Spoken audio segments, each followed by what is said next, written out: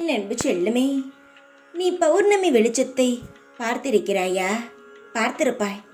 அந்த பௌர்ணமி வெளிச்சம் இந்த பூமிக்கு எவ்வளவு பிரகாசத்தை தருகிறது, எவ்வளவு வெளிச்சமாக இருக்கிறது. பகல் பொழுது போல் சில சமயங்களில் அவ்வளவு வெளிச்சமாக இருக்கா. அதுபோலவே உன் வாழ்க்கையில் இருண்டு கடந்த உன் வாழ்க்கை பிரகாசமான வெளிச்சத்துடன் உன்னுடைய முகத்தில் புன்னகையுடன் உன்னுடைய வாழ்க்கை அமைய இருக்கிறதா?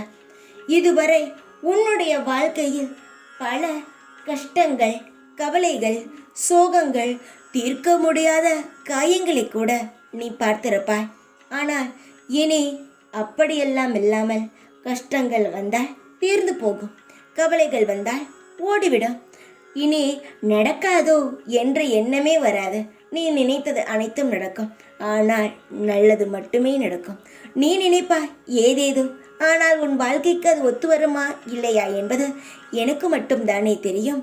அதனால் சொல்கிறேன், உன்னுடைய வாழ்க்கைக்கு ஒத்து வருவதை உனக்கு நிரந்தரமாகவே தந்து விடுவேன். நான் சொல்லும் ஒவ்வொரு வார்த்தைகளும் அந்த நிலவின் மீது ஆணையாக சொல்கிறேன். உன்னுடைய அனைத்து கஷ்டங்களும் விலகி உன்னுடைய வாழ்வின் பிரகாசமான வெளிச்சத்தை பார்ப்பார். தைரியமாக இரு, ஒரு நாளும் கலங்க வேண்டாம். இந்த சாய் இருக்கும் வரை உன் வாழ்க்கையில் எந்த ஒரு தீங்கும் நடக்காது. தடைகள் விலகி சந்தோஷத்தை பார்ப்பார். தைரியமாக இரு, நான் இருக்கிறேன். இப்பொழுதும் உன்னிடம் நான் இப்பொழுது ஒரு தங்கமான செய்தியை சொல்லத்தான் வந்தேன். நான் எவ்வளவு பேசினாலும் காதில் கொடுத்து வாங்குவதே கிடையாது. உன்னுடைய மனதில் ஏகப்பட்ட கோபங்கள் என் மீது. உனக்கென்ன, நான் எதுவுமே செய்யவில்லை என்று கவலைப்படுகிறாய்? ஏன் தங்கமே, நான் உனக்கு எதுவுமே செஞ்சது கிடையாதா? உன் வாழ்க்கையை நான் உயர்த்த வேண்டும் என்று எண்ணியதோ, உன் வாழ்க்கையில் நான் செய்த விஷயங்களையோ மறந்து விட்டாயா? என்னுடைய தங்கமானது கோபமாக இருக்கிறது.